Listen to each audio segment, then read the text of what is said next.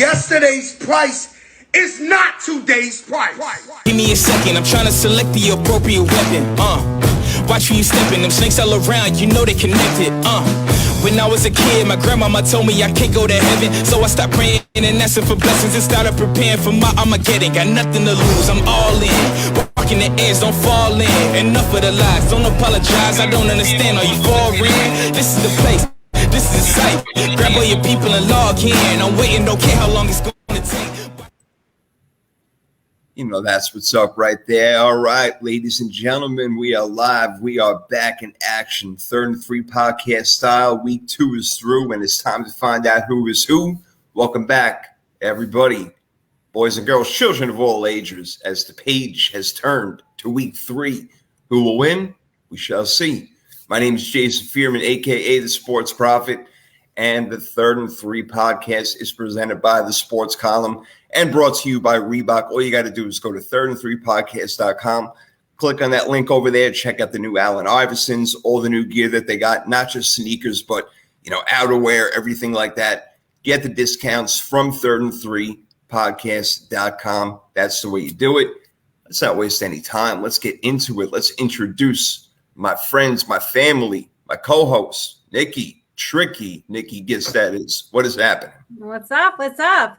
I'm coming to you live from the Gaylord Hotel in Orlando. I was here for a work conference, so thank you guys for accommodating my schedule, which is going to suck for the next couple weeks, but business is business. So yes, I visited Orlando. I came, I seen, I went, and I will be going back to Jersey tomorrow morning.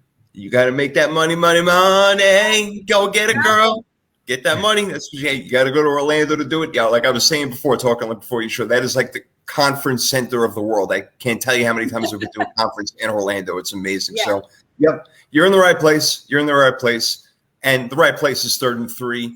That's where we got to be. D is here doing his thing, man, with 45 shows now. What's going on, bro? What's happening, man? Just happy to be here on another Wednesday night. 3rd and 3, week 3. What's better than that? Ooh, that's what I'm saying right there. It is like just like poetic justice, a beautiful thing. I love it. I love it. All right, we're getting into week 3 like with the quickness over here, but a few things to go over. I'm pretty pissed off, guys, you know, because I was ready to see Trey Lance's development. I'm wearing the hat. I still love my Niners. Garoppolo came in. We won the game 27-7. I'm not that impressed over Seattle, so I'm not going to go crazy. But, yeah, this just delays the whole process. And, again, 3 draft picks. Yo, what up, Courtney? Saying what up, fam? It's a killer right now because no matter what happened this year, I wanted to at least see what was going to happen, Nikki, and if he was worth all this drama and everything. Now we have to wait a whole nother year and maybe even more, depending on how bad the surgery is and how bad his leg is, his ankle. So I am pissed, but Jimmy G comes in and, like, really, they don't miss a beat. Yeah, I think we were all waiting to see what Trey Lance could do, right? I mean, he's unproven, so I think we were all kind of – what can this kid do, right? All this hype, let's see. It's unfortunate for him. I hate to see that for any player because they work so hard and this is their craft, this is their livelihood, especially for a young kid. So that's tough, but good thing you guys kept Jimmy G, right? I know Niners Nation is a little torn about that. Okay. Well, you see, now here's the thing, and I told you guys this in the offseason. You remember, I said, you know what? I would rather keep Jimmy G than go find some schlep that can't back up Trey Lance. You know what I'm saying? So, again, Jimmy G is not great, and I do believe I wanted Trey Lance to be the starter, and I was happy that he was named the starter. This whole thing is completely unfortunate, Damian, but this is exactly why I wanted to keep Garoppolo. Quarterbacks get hurt in the NFL, and especially young quarterbacks who are, you know, not easy in the pocket. They're having a rough time, maybe reading defenses, ones that run a lot. So you know what? In this case, it worked out. Yeah, it did. It definitely was a good decision to keep Jimmy G. Like you said, you guys rolled just like normal. He knows the offense like the back of his hand. Yeah. And also, one thing I found interesting, the team really seemed to really galvanize around him. It seems like they really love Jimmy G. And once he got in the game, you could see that. Is that something that you picked up on watching the game? Absolutely, man. After the first touchdown, they were all over him. Half the team was surrounding him, smacking him, patting him on the head, everything like that. So, yeah, I mean, I'm not saying they're rooting against Trey Lance, but it felt like normal with Jimmy G. And I know that's weird because I've been pounding him for a long time saying that he's not the answer. But yeah, D, you're right, bro. So I think you guys will be good, honestly. And with Trey Lance, we all were excited to see what he can do. But this particular year, going to Jimmy G, you guys actually probably will be better because Jimmy G knows the offense more. He's not going to make those mistakes. With Trey Lance, you're looking for the upside, right? And hopefully he heals up, and next year he'll be able to show what he's capable of. But this year, you guys will be good to go. You know what? It looks like it. And I'm sorry to say it because the whole thing is so unfortunate, guys, but it did feel better and easier and watching and saying, you know what, things can work out with Jimmy G. Kittle was not even in the game. And you know that he's one of the better targets on the team. So, hey, look, we'll see. I thought we were contenders either way. And as sad as it sounds, I feel like we're even more contenders. That's the way to go. Look, Courtney just coming on here bragging about that he's got the number one spot in fantasy. Week 2, Courtney. It's week 2. Week 2. I know. I'm putting up good scores, and I'm 0-2 right now. I am not happy about it at all. Not happy. I need a comeback. Kind of like the 3 crazy comebacks we saw, guys. Arizona coming back on Vegas. No business doing that. Vegas is fugazi as freaking hell again. The Jets coming back and beating Cleveland. What? How did that happen? Cleveland is a good defense. What is going on? And the Dolphins, guys, whoa. Coming back on the Baltimore Ravens down 21 in the fourth quarter. You know, Jalen Waddle and Tyreek Hill, D. I don't know. Are they the best combo in the NFL? They could be. Yeah, no, they definitely look tremendous in that game. You got to give Tua credit. You know, I'm still not a true Tua believer, but he definitely took advantage of that defense. He made all the throws. He made some good throws. Now, some of them were very easy to make. Baltimore's defense definitely gave up some touchdowns. You're like, where is the defense? Like, what are they doing right now? That's fair. But he took advantage of it, and you have to be able to take advantage of those situations. Excuse me. So Tua, gotta give him all the credit in the world. But this definitely was a crazy weekend. Week 2 will definitely be remembered as the comeback week for sure, because Atlanta almost pulled off a crazy comeback as well. Yeah, it was a crazy weekend, man. It really was, man. It was nuts. It had these teams saying all sorts of bad stuff, all sorts of bad things like this. What the fuck? What the fuck? Fuck this fucking. How did you do fucking fuck?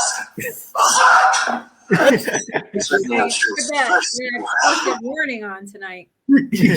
Hey, listen, I always say this is not made for kids. I always put it out there. The disclaimer is out there. So let it be known right away. That was crazy stuff, Nikki. I don't know. Which one of the 3 surprised you the most? Yeah, I think the Ravens, right? Because it was, they had it. I mean, I'm here traveling for work. I'm in Orlando, so I'm watching the Giants game, and then the Ravens are a few TVs down. So I was paying attention, but not complete attention. And I look, it's like, what? I don't know, 35-14. I'm like, oh, okay, whatever. Well, I mean, what the hell happened, right? Next time I look, it's like they're tied up.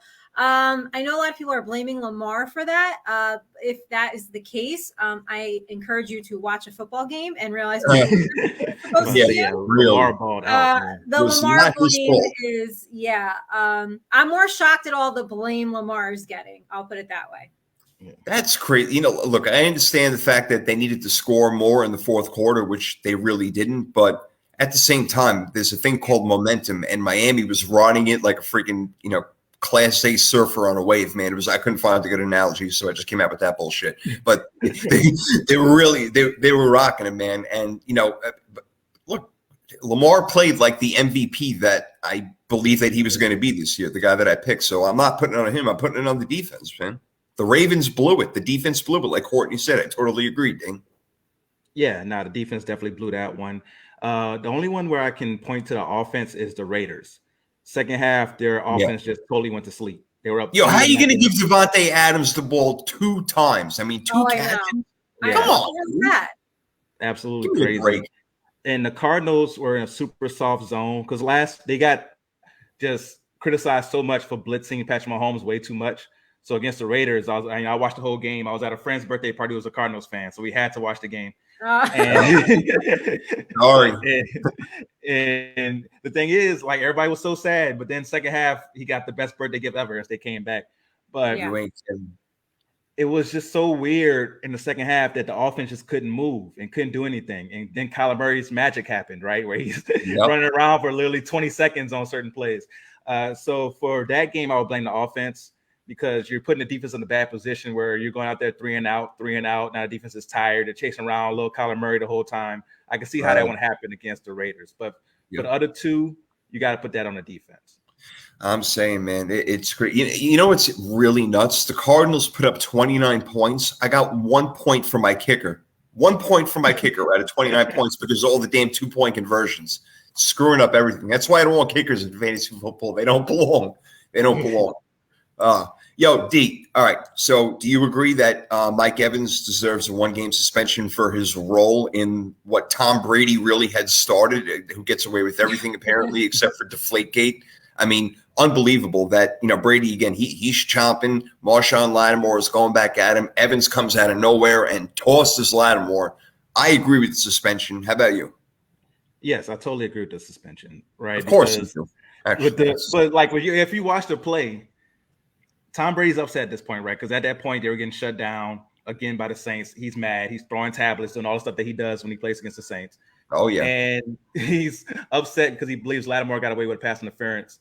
So he's yelling at the referee. Lattimore starts talking trash to him. He's not doing anything physical. He talks a little trash to Tom Brady. Oh, my God, how could he talk trash to Tom Brady? Yes, he was talking trash to Tom Brady.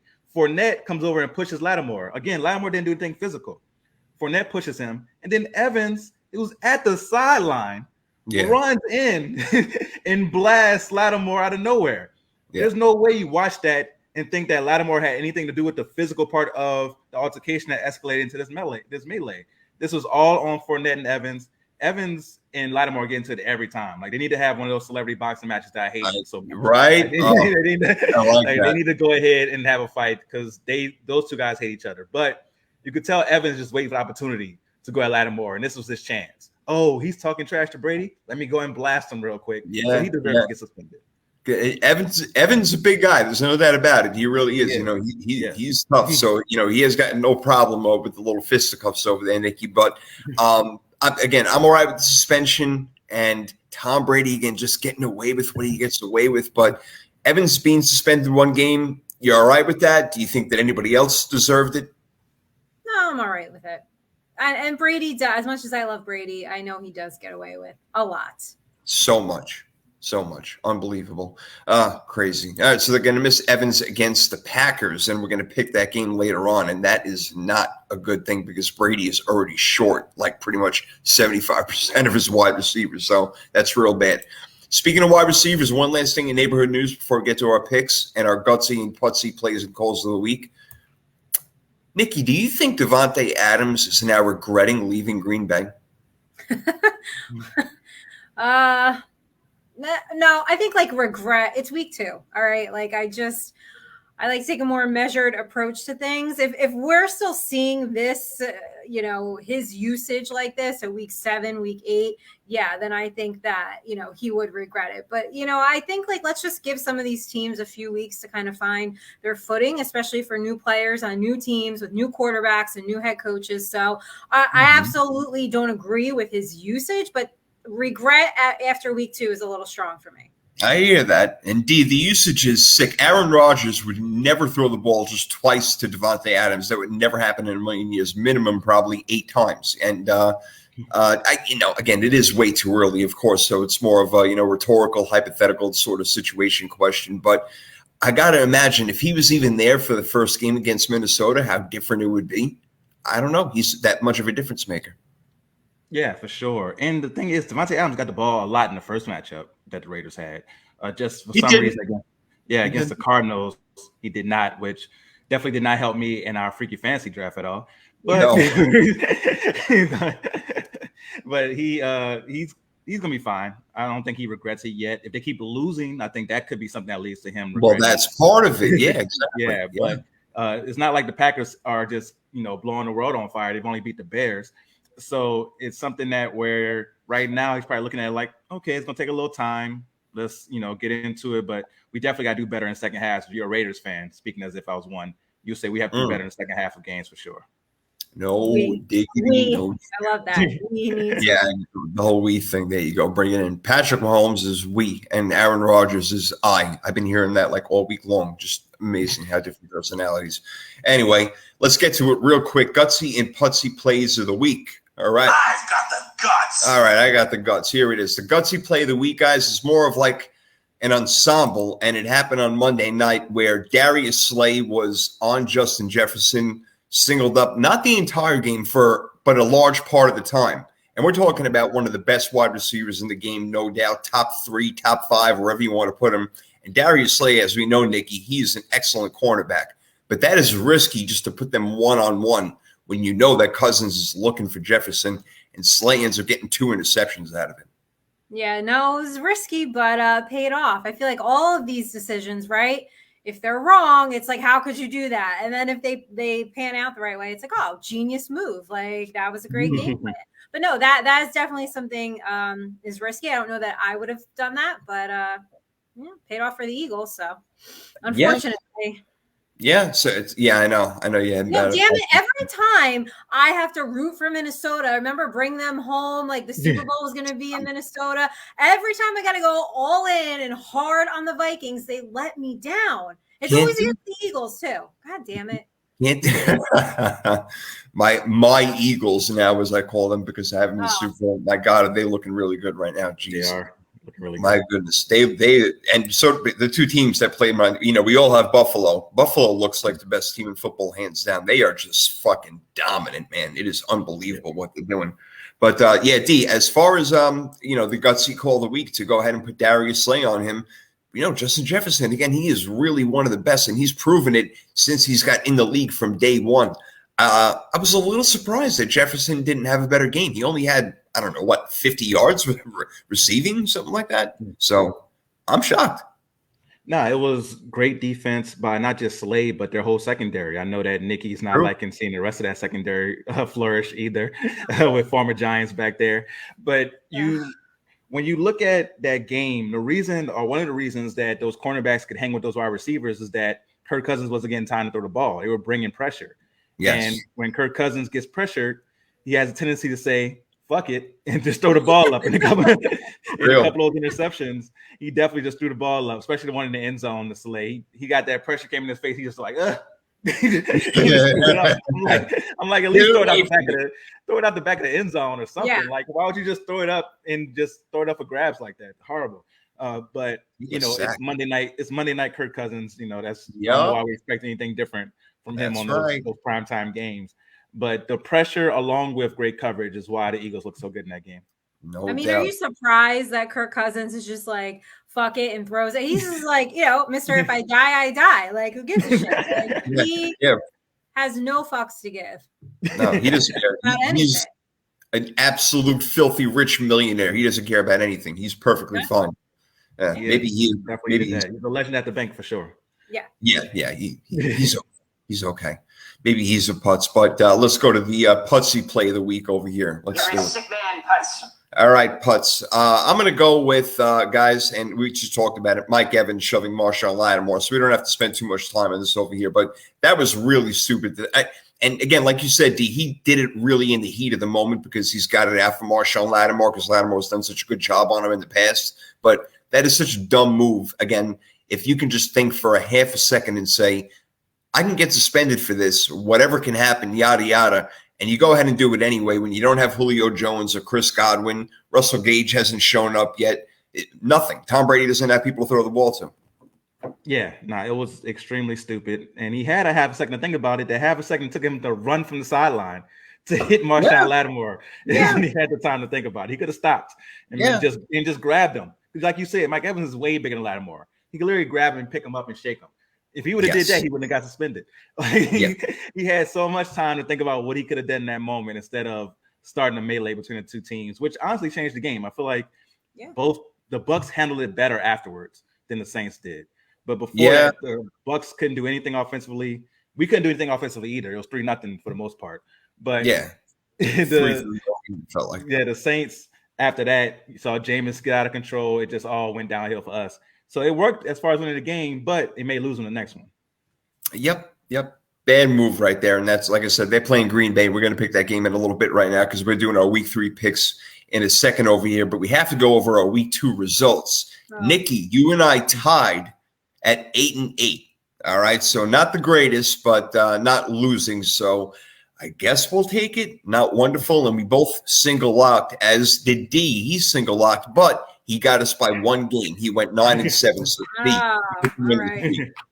Round of applause. Good job, D. All right, and I'm keeping track of every one of them. I marked it down. D got the sure one. You are, because you're petty like that. Yeah, no, I want to keep it real. That's all. I just want to keep it real. I know. That's all there is to it. I know. That's all there is. I feel like he's got a whole notebook, D, of like things we have said over the last 2.5 years, and just like and then just that's how he picks like certain topics to bring up. Yep. That's right. That's right. Because I can't remember a damn thing, so I have to refer back to my notebook, obviously. Because do you have pen and paper too? Yeah, right. Yeah, pen and paper always. Yeah, so neither one of you is like getting on the iPad train with your notes, right? No? Okay. No, I gotta go old school with notes. Okay, Apple, way to go, D. Way to go, D. I like it. And plus, I'm team Android anyway, so I can't go Apple. Right. We're trying to get that sponsor. Love Apple. You don't give a shit. You love Apple. If they're paying us, you love it. I do. I will switch to iPhone if they sponsor us for sure. Oh, all right. Okay. Well, in your court, Apple. Yeah, but Nikki, if Samsung sponsors us, Nikki will switch to an Android. Oh yeah, she'll forget about it. My iPad. How about that? You'll make it happen. That much I know. No I will. doubt. You know what? I will. I will get a separate phone number strictly for work, and I will make it a Samsung. Absolutely. There you go. Fair enough. All right, we got a deal. Now you got a deal. You know, I know how bad they want you, obviously. So we got to make sure that we get it out there. All right, good deal. All right, let's do it. Let's get together. Let's make our picks right now. Let's do this thing. Wait, we didn't do crow bites. We didn't do what? Don't we have to brag and eat crow? Oh, you know what? We should do that, as a matter of fact. Why don't we brag and eat crow? Right, Damian? We have to do that. See, I told you I forget a lot of shit, but I do have it written down in front of me. So let's do the bragging rights and the crow bites, man. Let's get this thing going. All right. So yeah, this is where we look at the previous week and we pick something that we can brag about. And we also have to pick something that we have to eat crow about. I'll start it off. And this week, let's start with the crow bites this week. And I brought some hot sauce with me this week because I have a lot of crow that I can eat, and I had to have something on there to bring some flavor to the crow that I have to eat this week. So I had a lot of things to pick from, but I only picked 2, and they kind of tie in together because they played against each other. Cincinnati. I mean, so much crow in Cincinnati right now. I don't know how the offensive line got worse when they hired better players. I don't know, but it's way worse. Joe Burrow is being sacked 19.7% of the time. What? Like, it's very nuts. 1 out of every 5 times he drops back, he's getting sacked. Like, that is absolutely crazy. I couldn't believe. I had to like verify. I'm like, there's no way it's that high. Like, we've seen really high sack seasons before, but not even like David Carr back in the day was at 19% of the time. Like, this, the rate that he's at right now would crush the record for most sacks taken. Oh yeah, that offensive line definitely has to get together. And I also have to eat crow on Dallas's defense. I said that Dallas's defense would slow down and would come back this year because they depended a lot on turnovers last year. But that defense looks really, really good. I know they gave up a lot of running yards against Tampa Bay, but they were able to keep them off the board for the most part. If their offense was doing anything in that game, it would have been a good game.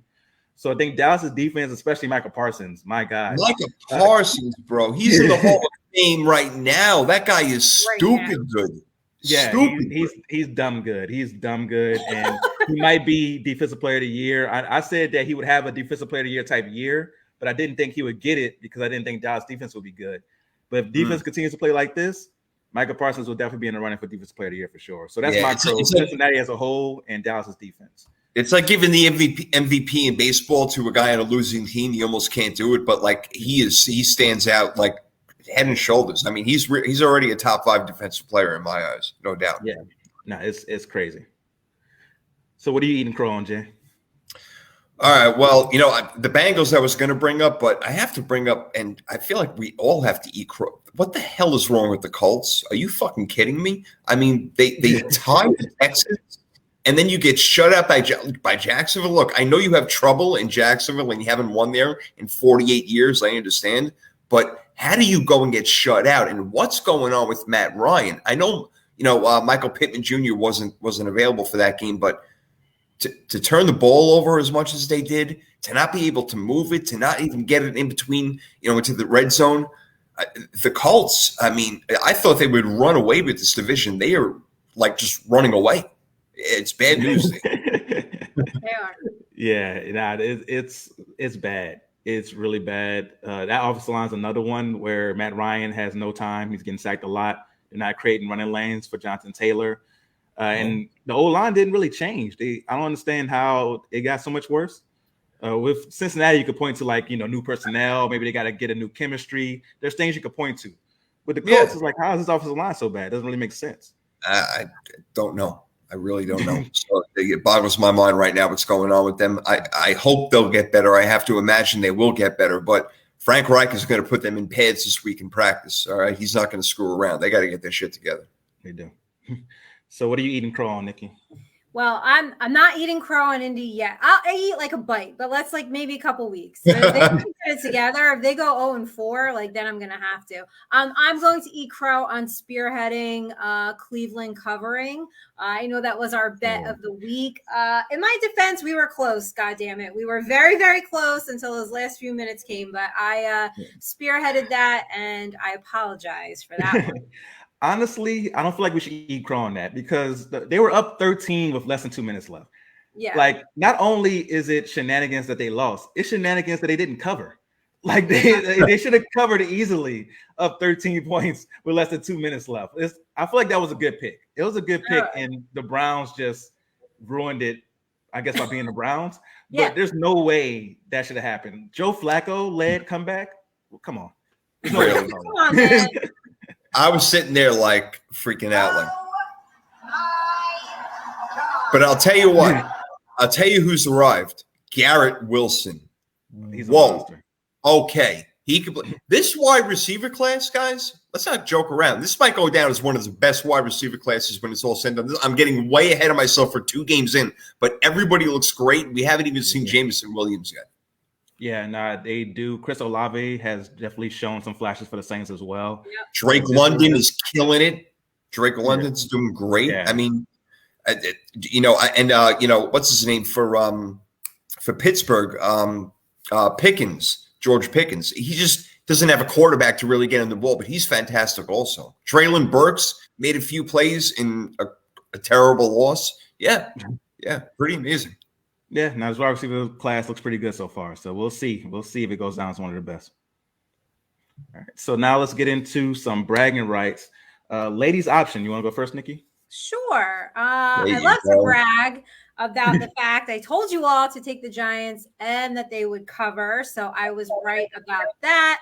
I believe I did take Tampa Bay to win. And even though I didn't say it on this show, and I hate to plug another show, but that's okay. On Channel Side Bets, I did say take Arizona and the 5.5. And everybody looked at me and went, what? And Nikki, and I even said it at the bar I was watching the game at, and they were like, this girl's crazy. Like, what do you mean? Like, you have a podcast? You're talking about crazy bets like this? Well, yeah, I was right. There you go. That's the whole hedging the bet thing, D, because she went with Vegas over here, so she hedged the bet, and what? Exactly. Yeah, I feel like both of those, you lose the bet, but you don't feel bad about it afterwards. I would definitely took Vegas plus the -5.5, and I would do it all over again. I still don't believe in Arizona. That might have been the Fugazi Bowl of all of them. Arizona, yes. Shoot. Yes. That was the Fugazi Bowl. I like that. Totally Fugazi. And somebody said that the Cardinals or the Raiders were Fugazi today. I'm like, yep, they're watching the show again. It's unbelievable. Still watching. For sure. They are, because there's a show coming out called Quantum Leap. Yeah. Yes, exactly. Yeah. Exactly. I'm like, I should have patented it. It looks like a pretty cool idea where the guy's taking a quantum leap into time, into different people's bodies. I'm like, okay. Yep. I wouldn't have thought of that part. So I could just, but the name itself, I could be like, man, that was me. Yeah, you should have patented that. I think it's like $100. We could have all pitched in on that one. Yeah, for sure. Amazing. So what else? What are you bragging about this week, Jay? What am I going to brag about?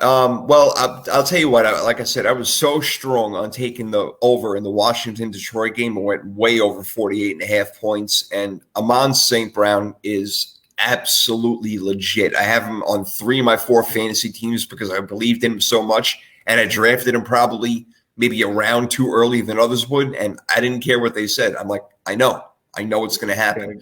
Go with your guy. That's my guy. And he's lighting up. But the biggest brag I have to go with is my quarterback, my quantum leap quarterback, Tua Tagovailoa, 6 touchdown passes, 469 yards against the Baltimore Ravens defense. What is up? I told you, Waddle, Hill, Gesicki, Wilson, Raheem Mostert, Chase Edmonds. They got weapons, and he's going to make the most of it. And you know what? He threw short, he threw intermediate, and he threw a few long balls. And you know what? He was dead on freaking balls accurate. Tua, way to go. Cheers, baby.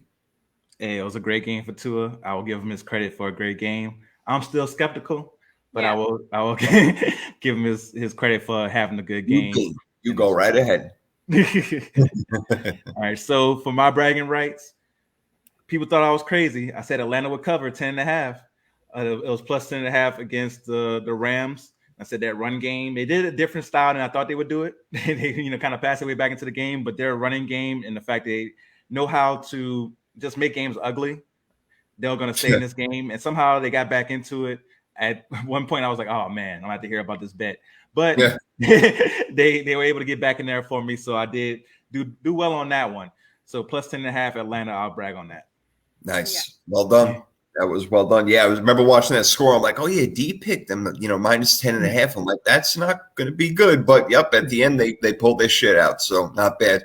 It's funny. Ma says that all she ever hears is Damian's voice when she sees Quantum Leap, like on TV. Yeah. She just picked. That's so funny. I love it. She is truly the 4th member of the show. Yes, for sure. You two are robbing banks together and stuff, right? So yeah. All right, so thank you guys for reminding me of bragging rights of Crow Bites. I would have totally passed that one over. That's why I got to color code everything. It gets hard. Anyway, so why don't we make our week 3 picks right now? It's coming up. It's starting tomorrow, Thursday Night Football, Steelers, Browns. Maybe not the most attractive game in the entire world. Part of that has to do with the Cleveland Browns uniforms, but nevertheless, it is a divisional game, so it could be exciting. So we got Steelers at Browns. The game's in Cleveland. Nikki, what do you think happens here? Cleveland coming off a loss, Steelers coming off a loss against the New England Patriots, where, again, Vegas is smarter than everybody. They had them a point and a half favorite, and they freaking got it right. They bet on that game. Yeah, they did get it right. And that's the one I said I wouldn't touch. That was my don't bet. So that's right. You did say that. Yeah, I'm not sure about that one. I'm not sure about this game either. But how the hell are we in like week 3 already? It's just when you live your life like in sports podcasting and especially football, it just goes, right? Like the weeks just fly by. Seems like Pittsburgh's offense is just kind of like making this up as they go along. Like it doesn't ever really seem like there's like a game plan. I think Cleveland's a little bit better against the run, but damn it, Cleveland, you burned me last week. You made me look like a fool against the Jets. I'm going to go Pittsburgh 23, Cleveland 20. Okay. All right. 23-20, a field goal game, which is usually what we see in the AFC North, Damian. So Nikki's going with Pittsburgh in this one. Again, one of them is going to have to come back and win unless they tie, and Pittsburgh likes to do that. So who the hell knows? I don't think you're going to pick it. I don't think Damian's going to pick a tie. So let's see who he does go with. No, I'm not gonna pick a tie. I'm gonna go with Cleveland in this one, 20-14. But I wouldn't be shocked if it goes either way. Honestly, this is one of those stayaways. I'm not making any bets on. I saw I was looking through my app earlier, and they have all like the over unders for yards and everything else, like player individual props. And even those, I'm like, I have no idea what's gonna happen in this game. Like both of these teams, like I have no idea. But I'm gonna go Cleveland because Pittsburgh's offense, I just don't trust at all. Well, here's the breaker for me, and here's why I'm going to pick Cleveland. It's because of their defensive line, which Davian Clowney, Myles Garrett, against Pittsburgh's very, very shaky offensive line. So they're going to obviously go ahead and try to shut down the run because they're not going to worry much about Mitch Trubisky. They can get home with 4. I think, again, the game is won and lost at the line of scrimmage, which I'm also hearing a lot on a 4-letter network. I know I didn't make that up, but I do love saying it. But that's the reason why I'm going to pick Cleveland, 24-17 to win this game Thursday night. And, again, it is very hard for the road team to come out and win on Thursday night on a short week. But you never know. I do like Pittsburgh. They are a playoff team of mine. You always say, don't count out Mike Tomlin, Jay. You always absolutely 100%. So hey, look, we saw Malik Mike Tomlin, but this Pittsburgh team, there's a reason why I felt so confident in making the Glizzly beer bet on Pittsburgh in Miami. Like Miami looks really good. I'm a little worried about Miami, but Pittsburgh, I am not worried about them making the playoffs. Yeah. Yeah, I know you're not. I know you're not. But you know what? I think Kenny Pickett's going to be in week 5, and that offense is going to change big time. You're going to see a lot of passing. That's a sports profit prediction right there. Yeah. Week 5. Yes. Week 5. Week 5, Kenny Pickett. He's going to change the whole offense. I'm telling you right now. And a rookie doesn't do that often, but it will happen. Anyway, I can't wait for Kenny Pickett just so we can hear Pickett to Pickens. Pickett to Pickens, baby. All day long. We need that. We need that in our lives. But unfortunately, what you're going to hear is Pickett tries to go to Pickens and it gets picked. So sneaky. Very good, D. Very good. All right. Well, let's continue with our George Pickens over here. And let's get to the first Sunday game of the week, which is in Carolina, as your Saints come marching in, D, to play the Carolina Panthers. And, McCaffrey is back. They are 0-2 right now. They lost to Cleveland. They lost to Nikki's Giants, 19-16, just a few days ago. The Saints definitely need this win, man. The offense has got to come from somewhere. Are they going to make it happen on the road? I am a little worried about this game. I feel like Carolina's due for a win. You look at both games, they lost in ways where they could have won either one. So it's like, they're due for one. It feels like the luck can go their way. But you guys know I'm going with New Orleans to win this matchup. 24-17. Carolina's offense, I don't think it's going to do much against us. Our defense seems like it found itself in week 2 against Tampa Bay. It was dominant. If it wasn't for the turnovers by our offense, we would have won that game. So I definitely have to go with the Saints shutting down Carolina. That's why I'm going 24-17 Saints. Yeah, that's where I'm at. Again, it's a line of scrimmage. It's a defense that New Orleans has. Marshawn Lattimore is playing in this game, so he's going to shut down or at least, partially DJ Moore for the most part. Robbie Anderson, I don't know how much they're even worried about. But the Saints got playmakers all over the defense, Nikki. So I feel pretty confident that coming off a loss, they're going to play really tough. And I don't know if Kamara is going to be in or not, but either way, I think practice today. He practiced? Yeah. Okay, well, that's an even better sign. Well, I'm going to take New Orleans 20-10, Nikki. What are you going to do? Yes, I will take New Orleans 21, Carolina 18. Okay. All right. Excellent. Let's get to our third game, where we have the Houston Texans coming into play, and they're in their 20th season in the NFL, and the Bears are in like their 120th season in the NFL. So that is the matchup this week. That is one that people are not going to be flicking on their television. I feel bad for you if you live in Houston and Chicago and you have to watch these teams, but it's unfortunate. You will have to watch them. So we got the Texans and the Bears, and Nikki, it's games in Chicago. I'm not thrilled about it, but we got to pick a winner here. What do you got? Yeah, I mean, I'm not really thrilled about it either. I do think Chicago has got to let Justin Fields loose a little bit. And I think that this is the game that they're going to start to do that.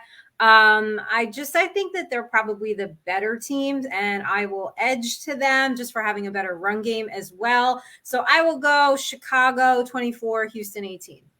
Okay, 18. Are you sure you want to pick a score with 18 in it? You bashed my freaking head in when I picked a weird score. No, I'm just playing with you. I do. I do want to take a score. I'm not gonna lie to you. If any teams could score 18 points, it's definitely Chicago or Houston for sure. Yeah, probably, right? I know.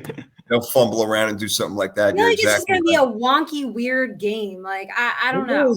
Yeah, I'm not down for watching it. I'm really not. I'll give you my pick in a second, but D, what do you think is going to happen in Chicago when the Houston Texans come to play? I'm going to go Houston 17-10. Okay. Houston's defense seems like it might be legitly good. Now, it could have been that the Colts and Denver's offense both suck, Yeah. But Texas's defense has shown up and played well, and it's not like they're playing against another great offense. They're playing against another bad one. I don't know if there's been any team to start the season against three worse offenses than what we've seen from the Colts, Denver, and now Chicago. So because of that, I'm thinking that the Texans will be able to shut them down. Texans 17, Bears 10. Interesting. Okay, yeah, the defense did play well, especially against Denver, who's still trying to figure it out. I understand that. I don't know. Something just tells me Chicago's going to win this game, that Montgomery's going to have a really good game on the ground, and Fields is going to make some plays, and that's pretty much all it's going to take. Chicago has a pretty good defense, not great. They did get kind of lit up by Green Bay on Sunday night, but God, I went back for so much. I'm with you. I feel like Houston has a better defense, and Brandon Cooks is going to make a few plays downfield, and maybe Damian Pierce. I don't know. I ended up going with the road team in this one. I took the Texans 17-14. So that was a really tough one for me to pick. But for the same reasons, I'm going with Houston also. So there we go. That is the third game that we have. Game number 4, pretty interesting over here. The Colts desperately need a win, bro. Desperately. And they're hosting the Kansas City Chiefs. Not a good time. This could be 2-1 or whatever the hell it is. I'm getting confused with damn records already, Damian. But the Chiefs, here they come. They've been hot. The Colts are not. What's going to happen? Everything points to Kansas City blowing them out the way they've been looking. So I think it's going to be somewhat closer because they are desperate. They do need a victory. But Kansas City definitely wins. KC 28, Colts 17. All right. So you going with the Chiefs on the road in the Dome. Will the noise make a difference, Nikki? Is that going to help out Indianapolis, or are they doomed? No, they're doomed, and I'm locking this one in. Kansas City 30. I don't even know. Is Indy going to score a point? I have no idea. 30 to something. Like it's 20. I don't know. Somewhere in the 20s. Who knows? But they just got shut out. Like it's a legit question. You think about the season. I think they've been shut out, 7 out of the 8 quarters so far? Yeah. Bad. Very bad. Things are not looking good. And I don't think they're going to get better against Kansas City. I'm with you guys. You can call it a trifecta over there as the Chiefs will win this game. And I agree with Nikki. They will lock 32-18. There's their 18 score right there. So I got the Chiefs 32-18 in this one. Next one, maybe the most interesting game on the NFL schedule in week 3, and that is the Buffalo Bills coming off a big win Monday night where they got to rest basically all their starters in the second half. So they'll be a little bit more fresh than usual on Monday night, going to play the Miami Dolphins in the heat. The Buffalo Bills, not a team that plays in the heat, obviously. It's already 20 degrees in Buffalo right now. So it's going to be tough for this one. I went back and forth. It's a really tough one, but I think the Bills looked extremely disciplined. Miami did too for the most part, but they did have some blunders. But ultimately, it came down, who is the better team? It's the Buffalo Bills. They're the better team. I think we'll see a little bit more defense in this game. So, Nikki, I'm going to go 24-16 Buffalo in this one. Yeah, I am taking Buffalo. And just so you guys know, Josh Allen is 7-1 against Buffalo with 21 touchdowns and 5 interceptions against Miami. Yes, just pretty good. Put that out there for you guys. But I am going to go Buffalo 37. Miami will score points, probably like 27. But I'm going to lock a Buffalo in on this. Oh, okay. All right. Locking it in. Back-to-back locks. Kansas City and Buffalo. All right. So Nikki's got 2 locks, and D hasn't locked in anything yet. Are you confident enough to lock Buffalo, or do you think Miami might pull the quote-unquote upset? No, I'm going to go Buffalo. It's not going to be one of my locks, but I do like Buffalo a lot in this game. I'm going to go 30-21. Miami scares me a little bit just because they were able to explode like that. And Buffalo's defense isn't going to do what Baltimore's defense did, for sure. So I think this game is going to show us a lot about Tua. Yeah, he's going to get rushed a lot in this game. He's going to have a lot more pressure. So it's a good thing that they're used to getting the ball out quick. Let's see if that helps them. And if so, if Buffalo is sending more than 4, 5, maybe even 6 at a time, he can get Waddle open on a slant, Hill open on a slant, and they could take it to the house. So it could be one of those kind of games. It'll have to be a chess match somewhere along the line. Very interested in that AFC East matchup. Now we go to an NFC North matchup where the Lions come off their first win, beating the Washington Commanders, and they go to play the Minnesota Vikings, who shit the bed in Philadelphia. They looked terrible. God, they look awful. So they need to win desperately, Nikki. Can they pull one out against the Lions, whose offense They're averaging what, 33, 34 points a game right now? Yeah, Detroit is sneaky. I want to pick Detroit, but I feel like this would be the week that my luck would turn. So I'm going to try you one more time, Minnesota. One more time. Okay. I'll go Vikings 30, Detroit 23, but I would absolutely not lock this game. I would bet it, but I wouldn't lock it. And we'll get to our Yeah, this is a tough game to lock. I wouldn't lock it either. I mean, I can see Detroit scoring points in this game and staying in it, and Minnesota, maybe they make a couple of mistakes, but I think if anybody's going to make a mistake, it's more likely to be Detroit, actually. And the fact that it is in Minnesota and it will be loud, and Jared Goff may have a little bit of, trouble with the cadence, I'm going to go the Vikings, but not by much. 26-24. I got Minnesota in this game, D. I don't know if I've ever said this in history, but I'm excited for a Minnesota-Detroit matchup. I don't know if I've ever said that before. No, probably not. Probably not. But this one here, it's a pretty good game. I'm going Minnesota 27-24 because it's Kirk Cousins and it's not in prime time. Yeah. That's right. If this were a Sunday night game, forget about it. Everything be switched around. Yeah, switch it. Yep. All right, we get another try right there as we all got Minnesota in this game. Okay, no doubt. Next game is definitely interesting too because the Patriots did just come off a win in Pittsburgh. Now they get to go home to New England, but they got to host the Baltimore Ravens, who are pissed the freak off right now because they blew it. They could have been 2-0, commanding lead in the AFC North. They need this game very badly. They are a better team. I think Lamar Jackson – look, again, Bill Belichick likes to take your best weapon away, right, guys?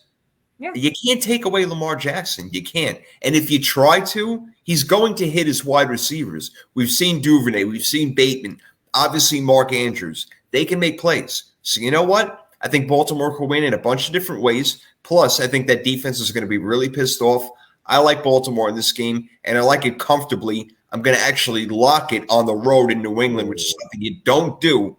But I feel that confident that Baltimore is that better of a team and going to win this game, Damian. So let me take the Ravens and let me lock it in. Okay.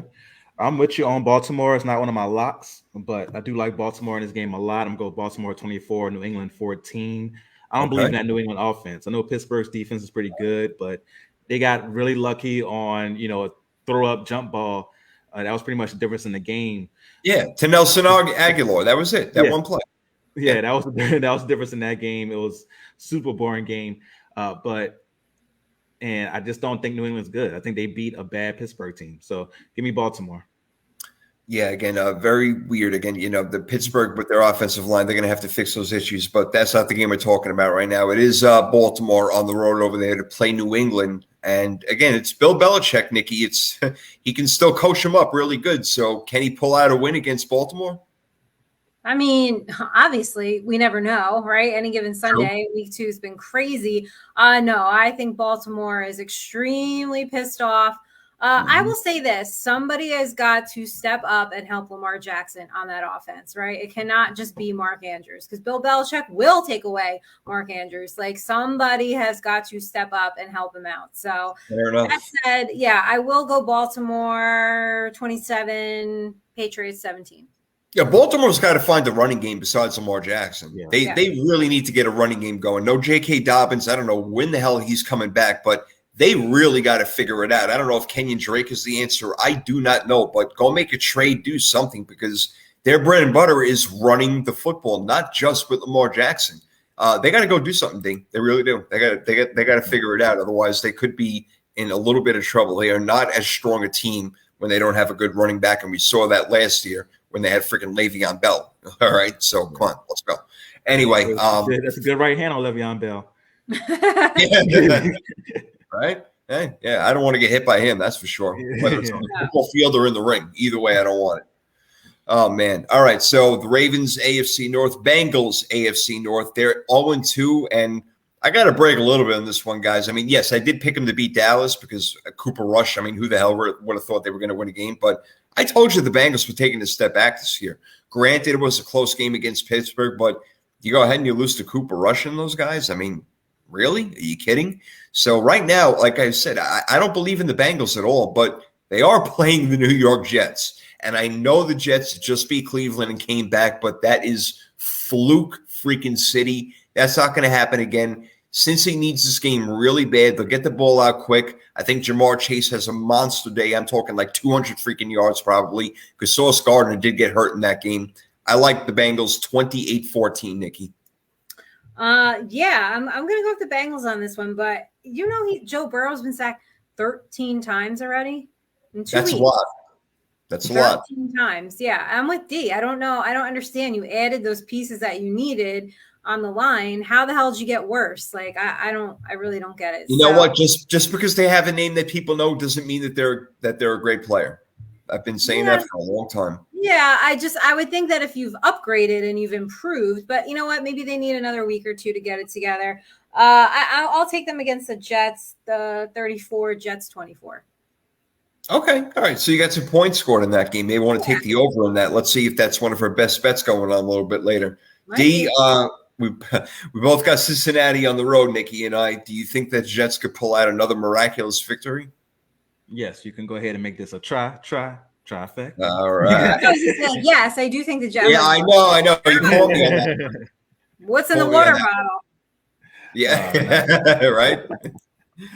We definitely can go ahead and make that trifecta. I'm locking in Cincinnati actually, because you look at both games. Even with all the offensive line trouble, they lost these 2 games by combined 6 points.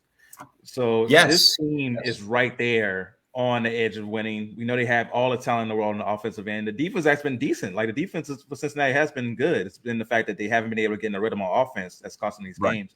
So give me Cincinnati to win this one. I would say 27-17, and go ahead and lock it in. All right. So that's D's first lock over there. Nikki and I have 2. Let's see what remains. All right. Let's get to our next game where, oh, God, 0-2 teams right now, the Raiders and the Titans. The game is in Tennessee, Damian. I don't even want to pick this game. I mean, it's going to be one of those weird back and forth games, in my opinion. But if it does go back and forth, who gets the final laugh? Man, this game right here, like you said, is super tough to pick, and it's very important. Right, one of these teams is going to be 0-3, and in the history of the NFL, only 6 teams have made the playoffs after starting 0-3. So it's definitely a very uphill battle from here for one of these teams. I think it's going to be Tennessee that starts 0-3. So give me Vegas to win 24-20 in this one. Just don't trust Tennessee's offense right now. If Derrick Henry is this Derrick Henry we've seen, that offense is going to struggle really, really bad.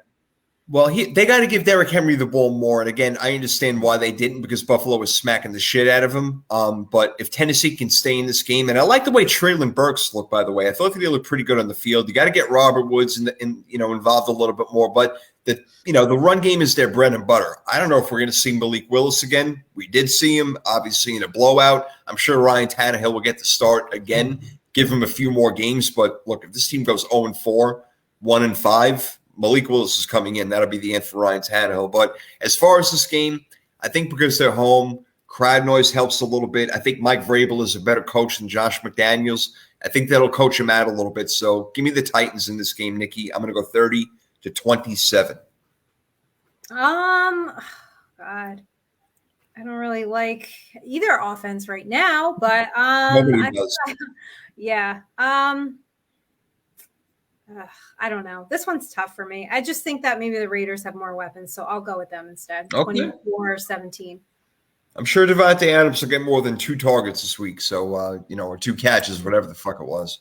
So, yeah, pretty good right there. Okay, let's see. All right, let's go to another divisional matchup over here as we got a few games left to pick. We have the Eagles at the Commanders, Nikki. This is your division. Eagles, again, looking freaking sharp right now. Even though they let Detroit come back in that game in week 1, they looked amazing on Monday night. The Commanders lost to Detroit, won week 1 against Jacksonville at home. So they're one of those teams that we're not sure about yet, but Philly looking pretty damn good. Can they get the win on the road? Yes, and I will even lock Philly because the Commanders desperately need Chase Young back. I mean, they really, really, really do. So, yeah, I will lock Philly. Let me see. What score did I give them? 28-24. 28-24. All right, locking it. Close score. Maybe a garbage touchdown by the Commanders at the end. Probably so.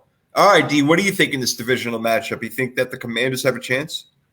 No, the Eagles will fly over the Command and win this matchup.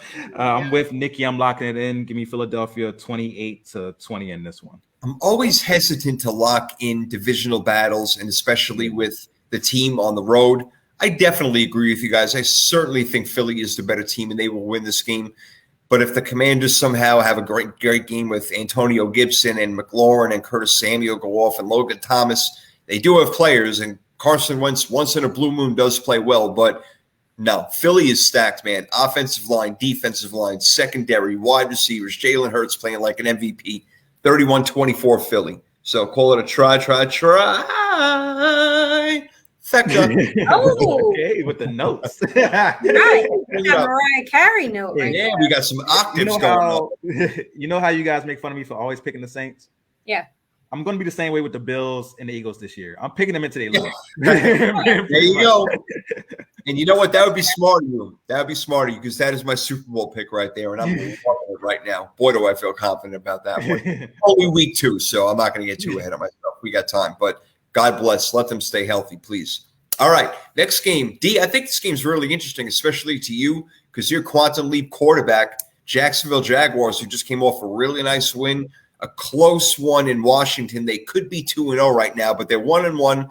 Going to play the Chargers, who are 1-1, who should be 2-0 because they blew that game against Kansas City. The game is in LA. Who wins? Man, I want to say Jacksonville, but I can't. The Chargers are just so stacked all over the field. Even with Herbert getting hurt in that game, you saw the protection he was getting. Like the offensive line for the Chargers is awesome. Their defense is awesome. Everything just awesome. Jacksonville isn't awesome yet. So I guess that's why I got to go with the Chargers 27-21. Listen, I feel so confident I'm locking the game in. You know, the Chargers, they're going to win this game. They're going to win it pretty easily. Again, that defense is one of the underrated parts. When you talk about Bosa, Khalil Mack, J.C. Jackson, Asante Samuel, Derwin James, goes on and on. I mean, they are totally stacked. So I love them in this game, especially at home, even though they're really not a home team like when the Raiders come in and whatnot. But this is the Jaguars. They have like 14 fans. So I'm not worried about it. That's another interesting thing. Who's going to have more fans at this one, right? Because normally we know the road team's going to have more fans than the Chargers. Yeah. This one, the Chargers, if there's Chargers fans out there, represent for this game. This is your game to come out. Yes. And actually have the majority of the stadium. Come out, Chargers fans. Make a showing. Make a showing. See what happens. There you go. Well, Nikki, you going to go with us on the Chargers over here? Oh yeah, I can't take Jacksonville. So yeah, I'll go Chargers 30. I think Jacksonville will score some points, probably like 20 points. They could score. Jacksonville could score. Again, some of it may be garbage, but man, yeah, I really like that LA Chargers defense a lot. And then Herbert, wow, when Keenan Allen comes back, it's going to get that much better. All right, let's go to another LA team, but they're on the road this week. That would be the Rams, all right, who are now 1-1. Just slipped by, as Damian was talking about, who made that good pick plus 10.5. Atlanta trying to get back in that game, didn't quite do it. Against the Cardinals, who did come back against the Fugazi freaking Raiders. So Arizona, D, in your state, they are hosting this game against the Rams. Funny one to pick over here, NFC West divisional matchup. What do you got? It is, but I have to double down on how Fugazi the Cardinals are. I'm going to stick to it. Last year, they broke me off of it, and then as soon as I broke off of it, they went back to being Fugazi. I'm sticking to it this year. The Cardinals are Fugazi, okay? Give me the Rams. Lock it in. Clink, clink, 31-20 LA Rams. Okay, locking in a divisional game. Guts right there. This guy's got the guts. Let's hear it. I've got the guts. This guy's definitely got the guts. Well done. Okay. All right. Nikki, do you agree with him? The Rams get the win on the road. Yeah, they do. They are 10-1 against the Cardinals under Sean McVay. So, yeah, I will say Rams 27, Cardinals 20. I think that something has got to give over here. I think that Arizona may feed off that energy that they won last week. I don't like the Rams. I really don't. Do I think they're a playoff team by default? Yes, I do. They're good. Don't get me wrong. They're a good team. And Arizona, look, I don't like either. I'm on the fringe of Fugazi with them also. They're not a playoff team in my mind, but I think Kyler Murray is going to go absolutely freaking nuts in this game. If you got him on your fantasy team or if you play DraftKings or FanDuel, I'm telling you, this is a Kyler Murray game right now. Forget about what happened in the playoffs last year. This is different. The Rams are not as good, especially on defense. I'm going to go with the upset, guys. I'm taking Arizona 33-30. Okay. Wow. Yep. Going with the upset. It's not a normal thing. Normally I wouldn't do it, but I think it's going to happen at home. I think they get that win. Like I've been wrong in the past, so it's very going to happen again. All right. Our next game, we have the Falcons and the Seahawks. Another freaking snoozer right there, but we can watch Kyle Pitts and Drake London. We can watch DK Metcalf and Tyler Lockett not have good quarterbacks throw them the ball. So will Rashad Penny have a big game over here? Will Cordell Patterson have a big game over here? I don't know. Who's going to stand out, Nikki? What's your call on this one? Game is in Seattle. Oh my God.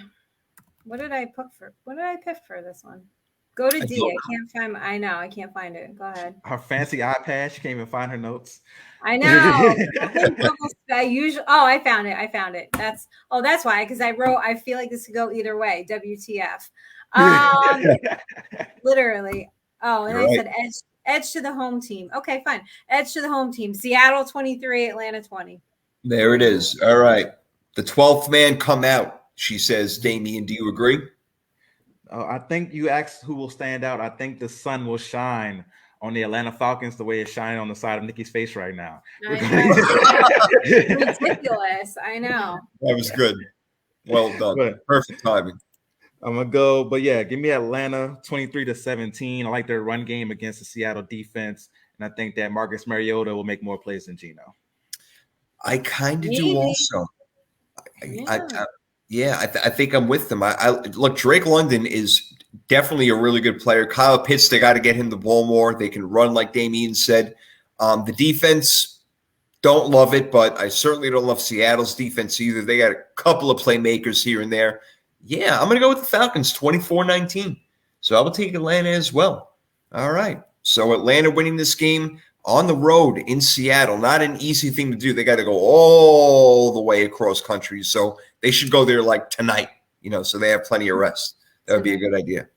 All right. So next game, Packers-Bucks. That's prime time, 4:00. Everybody's going to be watching it, but no Mike Evans. Julio Jones, I believe, is a scratch. Chris Godwin still not in.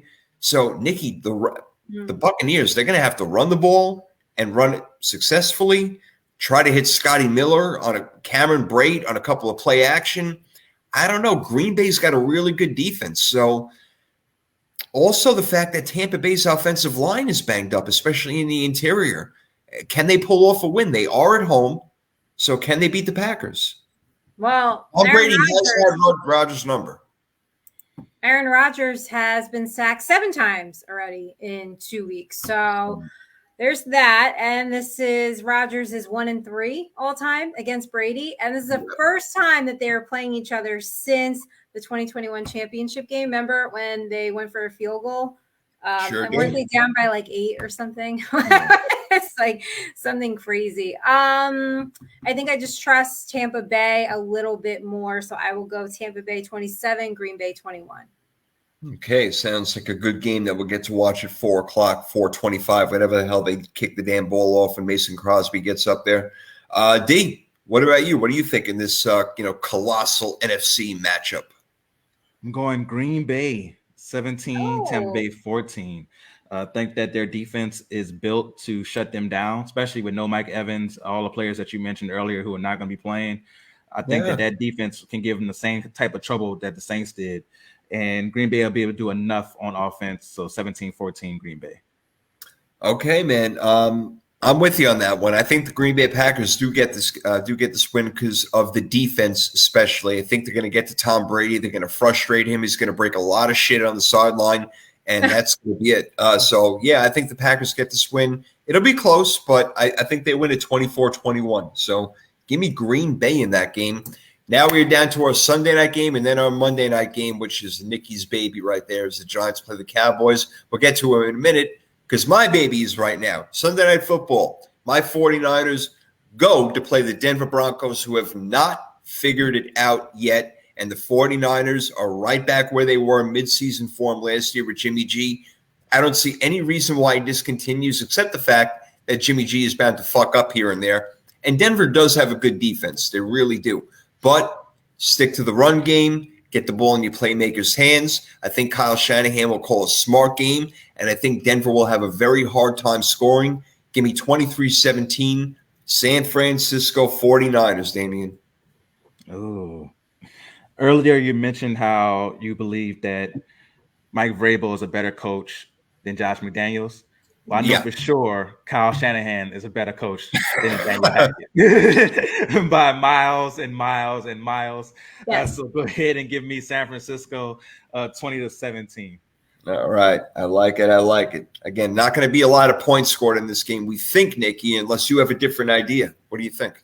No, I don't. I also have Denver scoring 17 points. I have the Niners 22, Denver 17. But just like a quick note on this, I find it very weird that like Russell Wilson throwing the ball is just not working, right? It's either like incomplete pass, delay of game. Like what is going on? They're not in sync. Exactly. That's what I was going to say. There's not in sync. Russell Wilson did. He has the one play they put on social media where he missed the running back wide open right there in the middle. So he's not seeing the field, and they're not in sync. Yeah. Yeah, they're really not in sync. They, like I said, in the beginning of the year, they're going to need time to gel. I believe that when they do gel, hopefully they're not, too much in the gutter right now. They're all, they're 1-1. But by the time they do gel, if they're still within range of getting to the playoffs, I think they will. But again, time will tell on that one. All right, we got one more. Nikki, this is your game. Monday Night Football. Your New York Football Giants host the freaking dirty-ass Dallas Cowboys. They come in. Look, hey, they got the win at Cincinnati. Right now, Cincinnati, we're not sure if they just caught lightning in a bottle last year, and they're an okay, mediocre type of team. But here comes Dallas, Zeke Elliott, Tony Pollard, CeeDee Lamb against your Giants, who have been, fair to say, overachieving so far. What do you think is going to happen? God. So I don't know if you guys saw this. I tweeted this out that the Giants have lost 6 straight Monday night games, and they have lost 9 of their last 10 against the Cowboys. And I so badly want to take the Giants. I really, really, really do. They just play so horrible on Monday night that I can't do it. So I think we're in for a boring, I'll call it boring, NFC East match, because those of you who don't watch a lot of NFC East games, like you probably would think this is boring. So Dallas 16, Giants 13. I don't think this is going to be a high-scoring affair. I think both defenses are going to have a really good game. All right. Very interesting right there. Very interesting. And, Micah Parsons, again, could be that game wrecker. Andrew Thomas going to do his best job to see if he can block him if Parsons does line up on that side. But, yeah, he can eat up anybody. That's a really tough matchup. Again, Lions scrimmage, we all know about it. I look at the playmakers on the field. I feel like Dallas may have more, but if Kadarius Toney can get it going somehow and Saquon Barkley can play the way that, especially he played in game 1, I feel like they can get bigger plays. Like I feel like the Giants can get bigger plays. Like even Daniel Jones running for 40 yards and tripping over the 50-yard line. Still, that's like a big deal. That can actually happen. So because the Giants can make bigger plays, in my opinion, I'll take them to win this game 23-20. So, Damian, you got to split the difference. Oh, We got the 2 non-Giants fans having more faith in the Giants than the Giant fan, because I am going for the New York Giants as well. Wow. 13-10 in this one. Like Nikki said, I do agree it's going to be a very low-scoring, not exciting game from a casual standpoint of 1 point. But I think it'll be entertaining from like a tension standpoint of who's going to make the mistake or who's going to make the play. And I'm going to take the Giants to make that play. Maybe Saquon Barkley hits a long run. Yeah, that's what I'm saying. I think that he can pull out a long run or two. I could see a screen pass going for, 35, 40 yards, setting him up. Could be a lot of field goals in this game. It could be one of them weird scores like 19-16 again, some shit like that. Who knows? But all right, those are the week 3 picks. They're in. We'll find out who wins when we come back next Wednesday, but we got more to go. We got to do our freaky fantasy football draft, tell you who won week 2. Before that, we're going to do our best bets right now, D. It is best bets time. So yes, so this is where we give you some bets. where we'll be able to make you some money, and then we'll give you one lock. All right, we're 1-1 right now in the locks, but it's going to get better, and I stand by that Browns lock. Okay, I stand by that. There's no way they should have gave up that lead.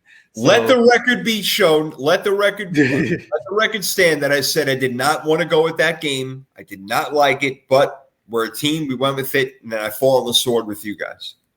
We were close. We were close. Yeah. You did say that, Jay, because it's the Browns. You didn't want to go ahead and make that our, bet of the week. So I'll give you that. But like you said, majority rules. So me and Nikki are on the sword first. Yeah. I ate crow on it. I did. Yes. Fair so enough. Let's get into our best bets. What is one of your best bets, Jay? I'll give you my first one. I told you I thought the Cardinals were going to outright win the game against the Rams. They're getting 4 points, and when you're an underdog at home, 4 points, that's a big deal. Give me the Cardinals +4. I like that a lot. Look, I could be wrong. Maybe the Rams end up winning this game 33-30 by a field goal. But even so, take that bet to the house, man. Cardinals +4. Okay. No, I definitely like that one. What about you, Nikki? So I keep harping on like all of my shows that Detroit is sneaky on the cover. So I think you go ahead and take Detroit. They cover 68% of the time, and they are good for the backdoor cover too. So I would take Detroit and the points. Okay. Now I got about to say how many points is Detroit getting? I'm sorry, Nikki, against Minnesota. How many points are they getting? Hold on, I have to look. I think it changed. It's got to be somewhere around like 7.5. No, hold on. It is 7. Yeah, that's what I figured. It's got to be somewhere around there. Okay. Yeah, I would take Detroit to cover +7 for sure. I like that. I like it. I dig it. Okay. All right. So for one of my best that I like, I just talked about it earlier. I don't understand how San Francisco is only a 1.5 favorite. Like, because Vegas knows shit, man. Vegas knows. They're smart. They're smart, but sometimes they get it wrong. And every once in a while, you get those jewels. I think this is one of those jewels that they're getting wrong. Definitely give me San Francisco to cover 1.5. Well, I sure freaking hope you're right, bro. You know that, man. I want them to win, not just by 3 points or 2 points. I want them to smash the crap out of Denver and send Denver home packing. I'll take that all day long. All right. So, do you have any other bets to put into the sweepstakes? Oh, I got all mine. I'm always going for the parlay over here, no doubt about it. So I hit my parlay week 1. I was 2 out of 3 week 2, so I didn't get to collect the money. But this week I plan on it.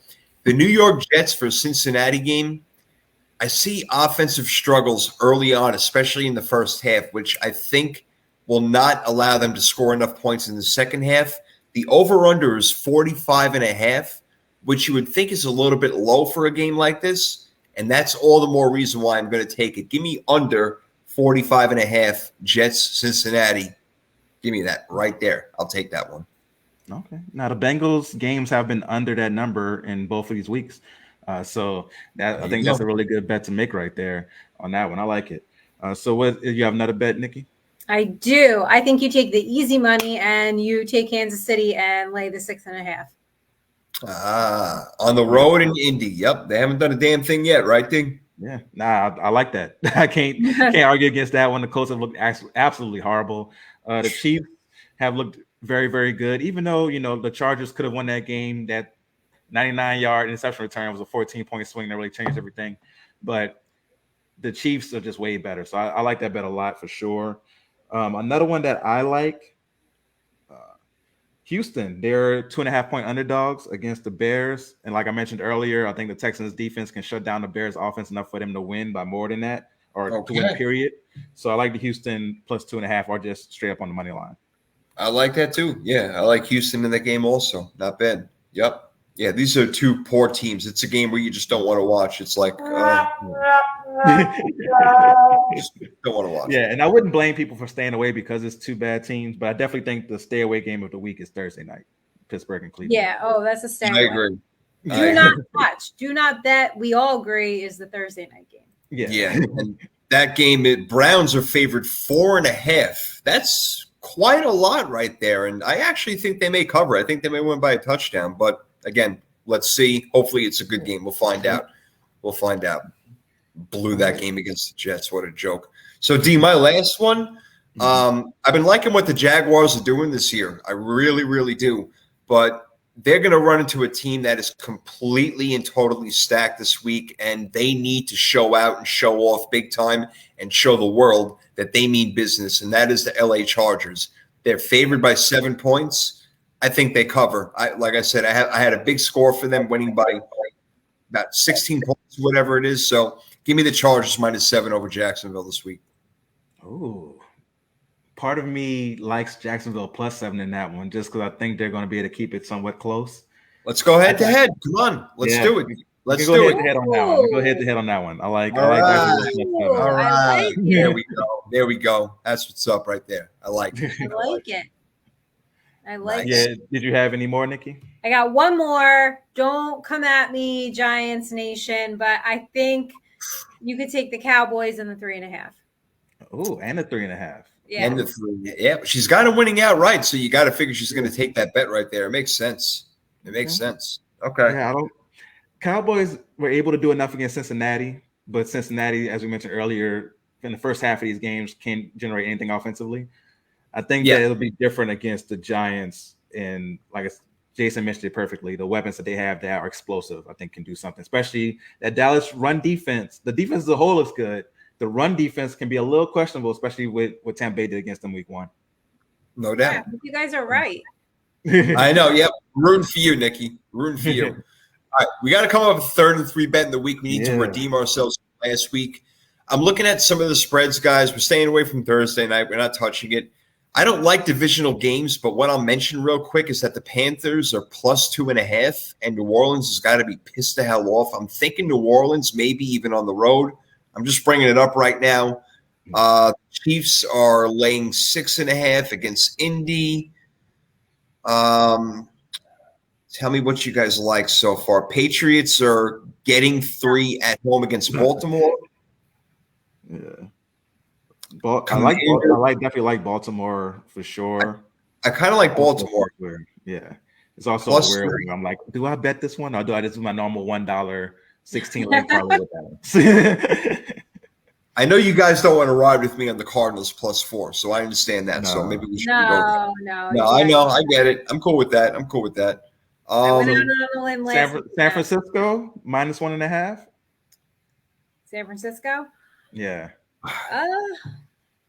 Are they playing again? But it's Denver? Only 1.5. Like, why is it only 1.5? I know. It is. That's what I'm saying. It's weird. It's weird that it's only 1.5. With San Francisco, looking like themselves again, having their quarterback that they're used to.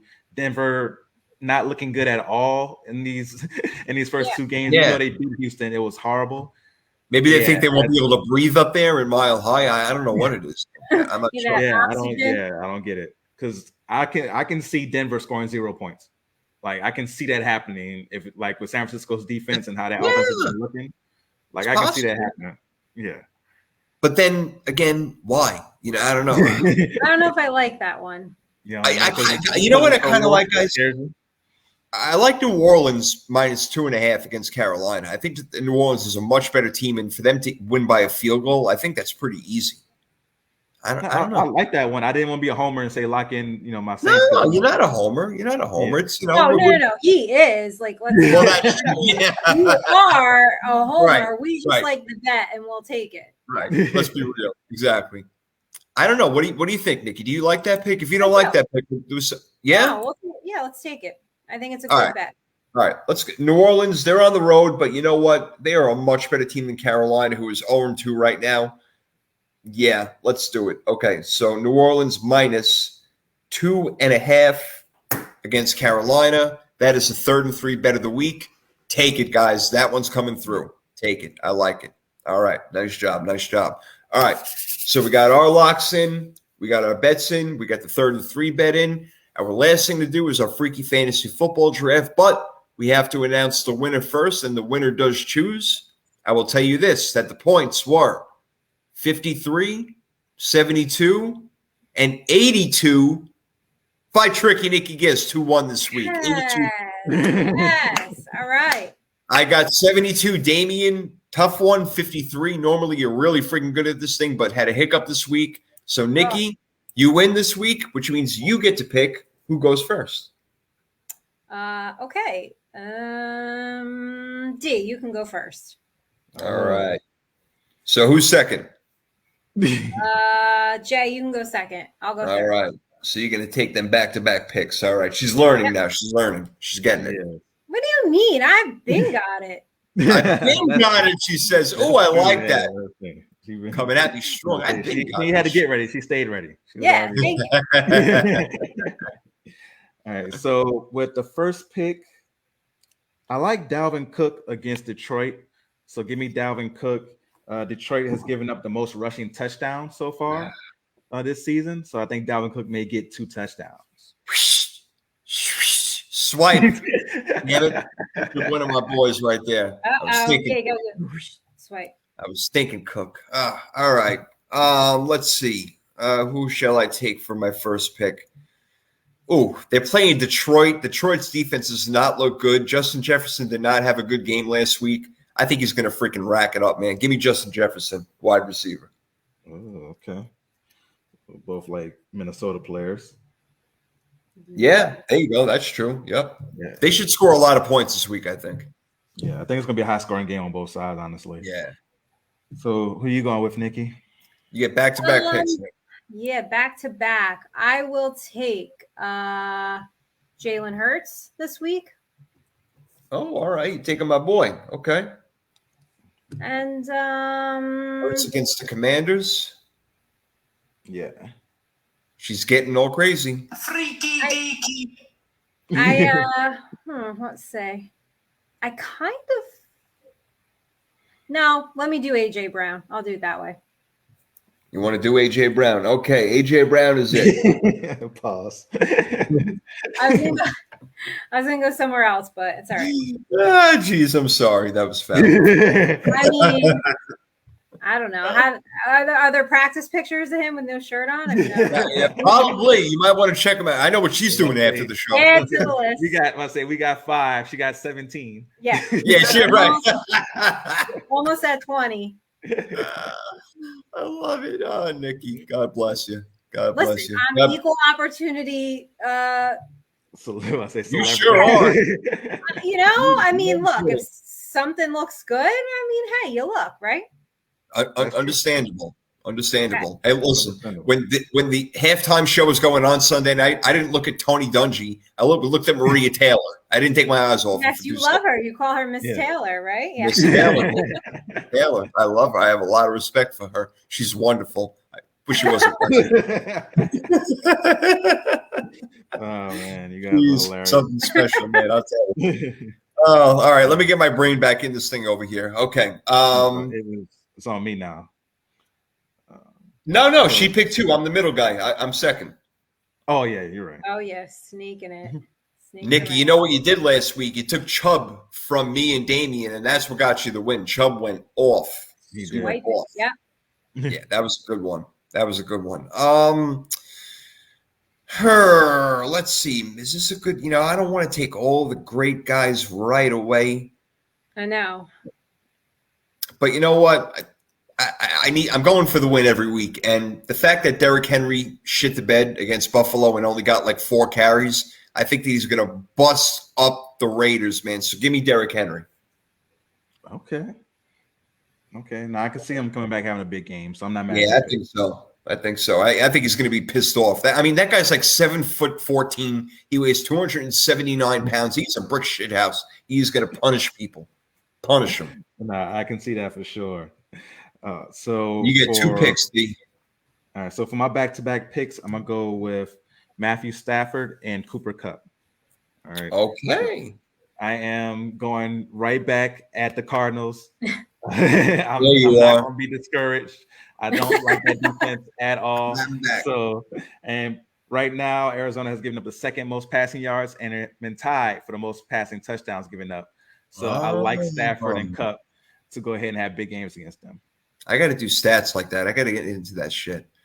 All right. I'm going to make a weird pick right now, even though I can definitely wait to pick him unless one of you guys are being as sneaky as I am. I think this week is a good week since we're going to have to pick 17 fucking tight ends, I'm going to go with Noah Fant. I'm going to think Noah Fant against the Falcons. I think that he actually gets in the end zone, maybe gets about 40 or 50 yards. I'll take it. I'm going to go with Noah Fant. So he's my tight end this week. For Seattle, which means Nikki, you're up. You get 2. Okay. Let me go Hayden Hurst for my tight end. Hayden Hurst, okay. Yep. And I will take did I take Clyde Edwards-Helaire yet? No, right? No, I don't think so. Okay, I'll take him this week. Okay, you're on the verge of another really nice team over here. I said last week when you were drafting, I'm like, you got a really good team, and it turned out to be the right one. Good job. All right, I got Derrick Henry, Justin Jefferson, Noah Fant. I'm going to go with you know what? I'm going to match up Jefferson and Kirk Cousins. So let me get Cousins for my quarterback this week. Like Damian said, they're not playing prime time, so he's going to light it up. Yeah. Okay. No, I like All right, that. D, you get your last 2 picks, man. You got Stafford and Kupp and Dalvin Cook. Very good team so far. Thank you. And I'm going to go with my tight end. I'm going to go with Taysom Hill. I think that the Saints are going to use him a lot this week after the 3-interception game by Jameis. So I can see him getting 5 runs and also getting a few catches at tight end this week. All right. Good pick. Yeah, and he does multiple things. So he could throw for a touchdown. Who the hell knows? So that's a good pick. All right, now you're going to go D. For the defense, I'm going to go with the Texans. I think they're really going to give Chicago a lot of trouble. Chicago's offense, they've just been horrible. You got Justin Fields out there getting Tim Tebow type numbers. We can't have that happen. So we got to get him some more passing attempts for sure. Yeah, I hear that. All right. I talked a big game about the Chargers blowing out Jacksonville. I think I like Trevor Lawrence a lot, and he's coming along, and he looks, like he's going to be the real deal. Will he be the best quarterback in the league one day? I don't know, but he's not going to be the best quarterback in the league on Sunday. He's going to throw a couple of picks. I think that LA gets home with a few sacks. So give me the Chargers defense this week at home against Jacksonville. Nikki brings us to your last pick, which I'm sorry, what? Yeah, defense, right? I have a defense left to pick. Yeah, your defense is up. Okay. Yep, last pick. I'm actually going to take the Saints this week. I think they are just going to have a field day against Carolina. Good pick. It's a good pick. I like that one right there. Yep, we were all on New Orleans to win that game earlier when we were making our picks. So, yeah, I like that one as well. It should be a revenge game for him big time, which Damian's happy about. Hoping that my 49ers can come back and get another win. With Jimmy Garoppolo, I cannot believe already that he's in. This is amazing. Unreal. And Nikki's Giants, 2-0. How about that? Yeah. How about it? Did that happen? Like, what the hell is going on in this world? What? I got to do it one more time. I got to ask the question, what the fuck? Fucking what the fuck? How? Fuck this fucking. How did you do fucking fucks? Fuck! Unbelievable. Nikki, you got to be real happy right now, but are you cautiously happy about your New York Giants? Yes, I am very cautiously happy. We have the Cowboys coming up. I'm not excited to play the Eagles by any means. Like it's, those divisional matchups in the NFC East. But I think this fan base, they find anything to complain about. So that annoys me. But I think just be encouraged, right? We haven't started 2-0 since 2016. So just feel good about this. People are saying they're going to the Super Bowl. Please calm down. Like it is just like, oh boy. We want to see progress. We're seeing progress. And I do have to give props. This defense, like I said, would finish in the top 10. I'm going to maintain that. And shout out to Brian Dable on these second half adjustments. It's like, absolutely. Not afraid to do it. So you remember I told you earlier this year, I'm like, I like the Giants. They're going to take a significant step forward. Not like a little baby step, like not a quantum leap, but like, they're going to like hop, skip, and a jump, do some sort of shit like that. So I'm liking what they're doing so far. And Courtney's saying, very weird season so far. And all you can ask for right now is progress with the Giants. And maybe Daniel Jones gets to keep his job. How about that? That would be amazing. How about that? Would it be amazing? I think it'd be a little amazing. Yeah, it would be after his first 4 years. But Daboll, I don't know. Maybe he's the quarterback whisperer. Look what he did with Josh Allen. Now he's got Daniel Jones playing better. Saquon Barkley healthy. Not bad. D, Your Saints took a tough. What were you gonna say? Something about the Giants? I'm sorry. No, I just said no. We'll see. I love like when I'm covering and the media. Even though I'm part of the media, I just don't feel like I'm one of them. You are the media. Always have to ask, Brian Dable about and this is so stupid. They compare Josh Allen to Daniel Jones, and he just looks at them like, "Are you like, don't make me like answer this, dude?" Like, yeah. No, that's blasphemous right there. I was on. I don't know if you guys saw, but I tweeted it out. I was on Keyshawn J. Not on, like I was a guest. Like I called in Keyshawn J. Will and Max or whatever, and they were talking about, is Josh Allen the best player in the league? And I said, you know what, Josh Allen is the best player in the league, but you know what? There's nothing that Patrick Mahomes and Lamar Jackson, basically can't do that he can. So I'll take them all. I would take any one of them. But then I said Josh Allen is like John Elway on steroids, and they were like, "Whoa, wait a second." I'm like, I'm like, chill. But it was fun to get on there. It was pretty cool. So yeah, if you want, check that tweet out. But yeah, so D. So now your Saints are what, 1-1, right? Yes, sir. All right, and you're gonna have a win this week. Again, this is our fantasy lock of the week as they go into Carolina and definitely play an inferior team, unless Christian McCaffrey goes off somehow. But how do you feel about your Saints early in this moment? And by the way, Courtney would take Mahomes over Josh Allen. By the way, I want to get your guys' opinion real quick before we go to the Saints. I would take Mahomes by a hair length over Josh Allen, just a little bit, because he's been more of a winner. What about you, D? Who would you take? That's so tough, man. But I like where there's one thing that Patrick Mahomes can't do is if it's 3rd and 3 and the linebacker hits him, he's not going to keep going forward. That's the one thing that Josh Allen can do, or he can just stiff arm out of bounds if he wants to. And because of his just that physical ability that he has, being that big, that strong, I'm gonna go Josh Allen because I feel like there's really no difference right now between those guys outside of the fact that Mahomes has done it for longer. Right. There isn't much of a difference. I would just say the real main difference is that Patrick Mahomes has won more, but then again, he's had a better head coach for the most part and probably a better surrounding supporting cast as well. So, Nikki, it is, right there with both of them. And, again, I think that when I did my NFL 100, top 100 rankings, I had Mahomes 1 and Josh Allen 2. And so they're not far off. But who would you take? No, you can give me either one. Literally, like give me either one. Right. Yeah. No problem there. No problem. I'll take either one also. Like I said, I'll take Lamar Jackson. I mean, there's a lot of quarterbacks I take. I mean, look, we haven't even talked about Aaron Rodgers or Tom Brady. They're still doing their thing also, even though Tom Brady's got one of the weirdest jawlines in the world. Did he have surgery, Nikki, or something like that? Because he looks fucking weird, man. All right, leave him and his jawline alone, okay?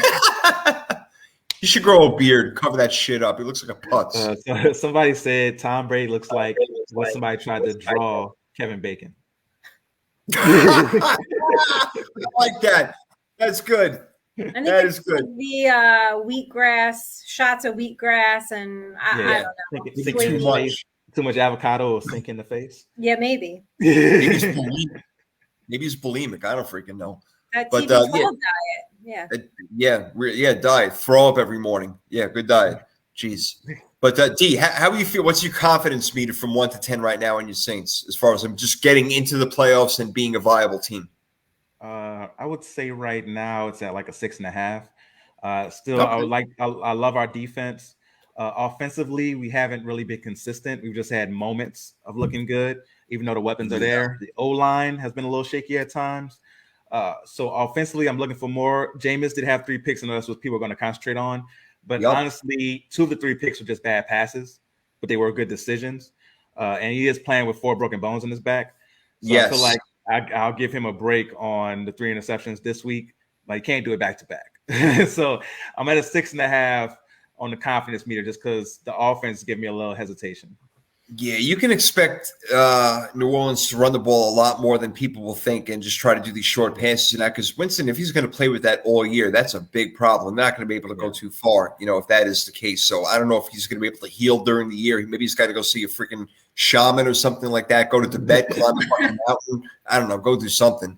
As far as my Niners, it's sad to say, but I actually feel more confident now than I did Sunday morning. I really do. I feel like they can run the offense better now, even though I want Trey Lance in there. I want him to take his lumps. If this year he was going to fail and come back next year strong, I can live with that, no doubt. But you know what? Now we're a contender again.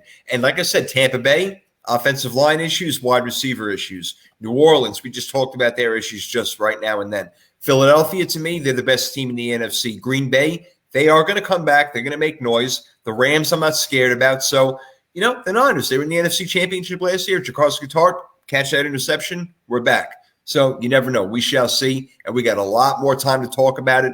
Week 3 is in the books on 3rd and 3 podcast, but the games are yet to be played. And we'll talk about if we are going to be calling a game soon. We'll let you know ASAP. Nikki, you're so busy. You make time for us as always. We love you. What's going on? What's the latest? What's new? What do you want to talk about? Oh, what's the latest? The usual Tuesday nights on Giants Rush at 8:00, which is live on YouTube. Wednesday, of course, is my home with you guys. Actually, look for me this Sunday. Yes, I have channel side bets. And I lost we have to spin the wheel of bets, so I have to do wake up juice. So make sure you tune in to see what I'm going to drink for wake up juice. I already picked it. So that sucks. Last week I had to profess my love to Chris Collinsworth because we have profess your love to someone you hate. And I need a good week. I need a good week. So tune in for that. But I am doing the full Monty Sports podcast right before Channel Side Bets. And then I will be doing Sports Radio 80 after Channel Side Bets. So I'm busy on Sunday. But of course, you can always find me here. This is my home base no matter what is going on. So. And of course, at Nikki Nick 9384 for all the latest Giants news. Guys, let me know what you think about what Kenny Golladay said in the locker room today. Very good. Again, the inside information. She's got it all right there. Nikki, you are one of a kind. Absolutely amazing. And D, you are something else too, my friend. Unbelievable. Doing great things. The new podcast is fantastic. I know people are loving it. So what else is going on? What do you got for us this week? Oh, man, thank you. I really appreciate that. So Monday nights, The Real Deal with Damian Adams will be coming out each and every Monday night. Tuesday is the GSMC boxing show. So please go ahead and subscribe to the GSMC boxing podcast. Wednesday nights is my favorite night with you two guys talking football, 3rd and 3.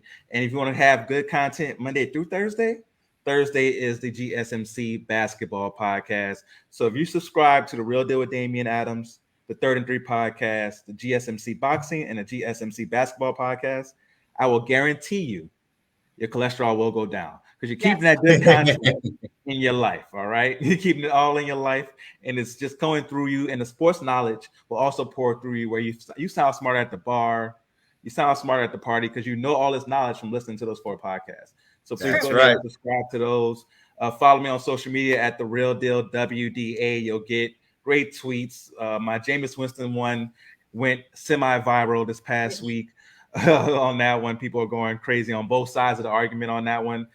Some people calling for Andy Dalton already. People like it's nuts. I'm like, have you seen Andy Dalton the past 5 years? But okay, it's crazy. But if you want that type of entertainment, go ahead and follow me on social media for those. And of course, I won't forget because I'm looking at Nikki and she always reminds me, Real Deal Bets. Yes. Go ahead and check those out as well. I'll be doing a video Friday and Saturday for just upcoming NFL bets this Sunday. And of course, you'll get boxing bets as well. I told you guys about Canelo by decision. You'll also be able to get all that good stuff. Just follow me on social media at The Real Deal WDA. Just make sure you have time to watch the games, man. That's all. Because we got to you like cliff notes, like all of us. Like, what happened this time? Real quick. Okay. No kidding. Wow. Great job out of both of you guys, as always. I love what you're doing. Hey, look, Power 32 Podcast is kind of taking on a new life of its own over here with NFL Jeopardy. I am really surprised by the feedback that I'm getting from this, that so many people want to be on, and I'm trying to collaborate dates with everyone so we can get our 3 contestants. Damian, you were on the first show with Parrish and with Ryan. You won the first show, bro. Well done. It was a really close game, but you did a great job. So I'm going to give a shout out to all you guys. And then the next show I had Terrell Jenkins on, from Realism, and then from Flieger and Briggs, Rick Briggs came on, and Chris Powell from Couch Coach Live, and he won the second game. Chris Powell. Another great game. They had fun. And that's my thing. If you guys are having fun, I'm having fun. I love doing it. I love coming up with these questions. It's like my own version of Knowledge with Nikki or something like that, so I'm having a really great time doing it. And yeah, keep coming, keep sending me them DMs. I'll keep making sure I line up dates and you guys get in. So we're having a great time. And again, that's really any set date, so don't worry about it. But what is set is 3rd and 3 podcast. Yes, we came to you a little bit early this Wednesday night, 5:45 to accommodate the queen of the show, obviously. Yes, I'm sorry. My schedule is crazy. I'll be coming to you guys live next week, I think, from Atlantic City. So I have a convention in Atlantic City. So we'll see. We'll got to work out the time, but I should be straight come November, I think. So. Can we fly up and go to the casinos together? Yeah, come on. That's Let's go. A good idea. That's a good idea. Go at the Trump Plaza. All right, I'm down with that. I'm down with that shit.